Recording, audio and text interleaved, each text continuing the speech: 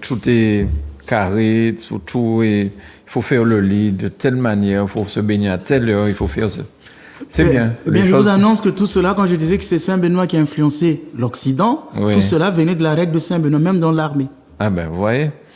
Alors, vous venez de dire que Saint Benoît organise la vie des moines à travers 3 activités principales. La prière, le travail et la lecture spirituelle. S'entend. La lecture spirituelle. Il ne s'agit pas de... À l'époque, il n'y avait pas de livre porno non plus. De toute façon, ils ne pouvaient pas trouver ça. Donc, c'est la lecture spirituelle. Comment la prière est-elle organisée dans sa règle?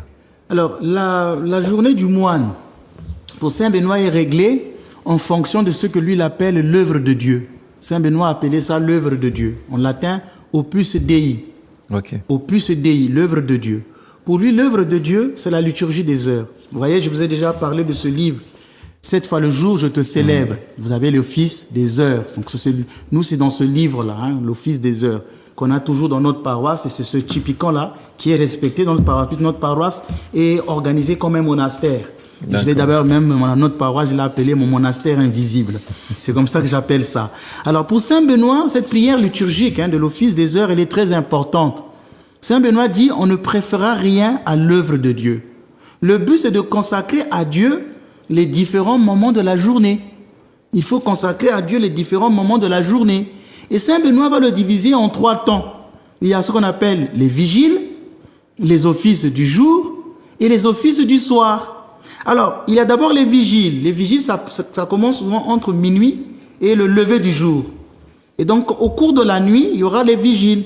Il y aura les matines qui seront célébrées. Ces offices sont plus lents.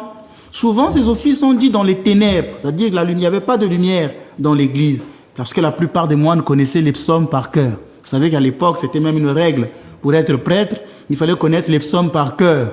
C'est pourquoi les gens sont surpris quand ils me voient à la liturgie, quand je récite le psaume 51 par cœur. La plupart des psaumes, ça est dans ma tête.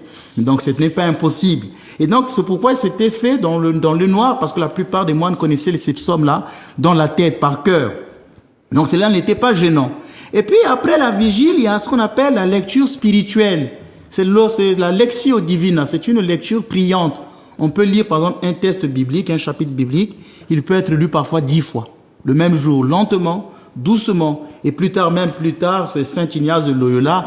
C'est le père fondateur des Jésuites qui va expliquer qu'il fallait lire le texte et le pouvoir l'imaginer. Donc, revoir la scène avec son imagination. Voilà, mais c'est pas un exercice orthodoxe. Ici, vous voyez, on respire les 2 poumons. On n'est pas sectaire ici. Donc, vous voyez qu'après, il y a donc cette lecture divine, cette lecture priante des textes bibliques, mais ça peut aussi être la lecture priante des pères de l'Église, la patristique, dont on a parlé un jour ici. Donc, c'était pendant les vigiles. Ensuite viendront les offices du jour. Vous avez prime, sexe et tierce. Tout ça, ça est toujours dans ce livre-là. Ce sont les offices du jour. Et vous avez les offices de la nuit, qui sont les prières de nonnes, des vêpres et des complis. Par exemple, quand vous voyez ce livre, l'Office des heures, c'est bien marqué ici, et nos paroissiens essaient dans la mesure, puisque nous avons une formation monastique dans notre paroisse. Donc vous avez les offices du matin. On a bien mis prière du lever, prime, tierce et sexte.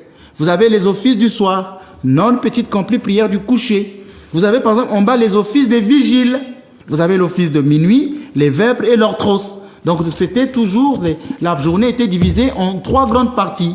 Les vigiles, les offices du jour et les offices de la nuit. Il y a même des monastères parfois qui faisaient la prière à 6 heures, à 9 heures, à 12 heures, à 15 heures, à 18 heures, à 21 heures, à minuit, à 3 heures. Donc pour retenir ça, il suffit de faire minuit plus 3 heures. Toutes les 3 heures. Donc la règle parfois demandait ça. Donc Benoît a plus privilégié la prière communautaire. Il veut que ses moines prient ensemble. La prière personnelle n'est pas exclue, par le silence, puisque dans la règle, il parle beaucoup du silence. Donc, dans le silence favorise la prière intérieure. Mais il voulait que la prière soit beaucoup plus communautaire,